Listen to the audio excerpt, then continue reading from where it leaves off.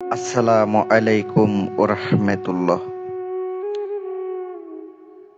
সুপ্রিয় দর্শক, সবাই কেমন আছেন? আশা করি ভালো আছেন। আমিও ভালো আছি, আলহামদুলিল্লাহ।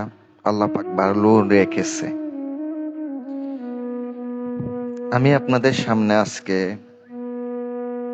ছোট একটা নকশা দেব।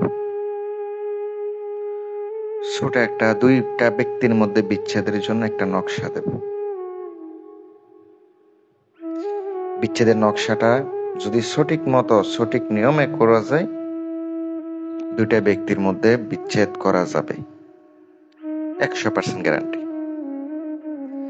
যদি আপনার নিয়ম অনুসারে করতে পারেন, কাজ হবে, এতটুকু বলতে পারি।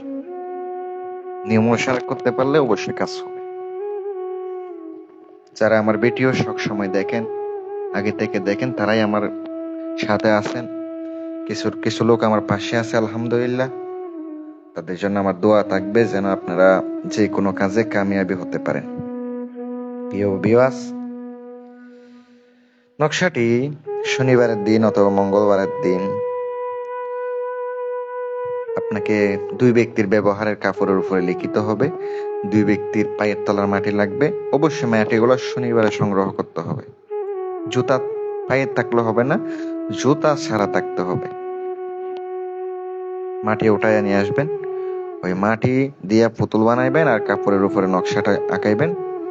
অমুকের পুত্র অমুকের সঙ্গে, অমুকের ছেলে অমুকের, অথবা অমুকের মেয়ে অমুকের বিচ্ছেদ করিয়া দাও। যারা আরবিতে পারবেন লিখবেন, যারা পারবেন না বাংলাতে লিখে দিবেন। এবার পুতুলের ভিতরে ঢুকাইবেন। পুতুলের উপর অরিজিনাল খাম সিঁদুর, বাজারে যেটা পাওয়া যায় এটা হচ্ছে 2 নাম্বার,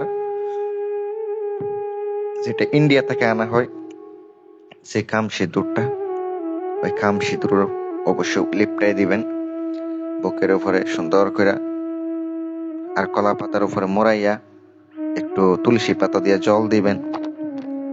পুতুলটা প্রাণ প্রতিষ্ঠা করে সুন্দর করে দুই কবরের মাঝখানে পুঁতে দিয়ে আসবেন। পিছনে তাকাইবেন না, তাইলে আপনার কাজ হয়ে যাবে, গ্যারান্টি দিলাম। যারা দেশ এবং দেশের বাহির থেকে ব্যক্তিগত পার্সোনাল কাজ করাইবেন, নাম্বার দেওয়া আছে, যোগাযোগ করবেন। সকলে ভালো থাকবেন। আল্লাহ হাফেজ।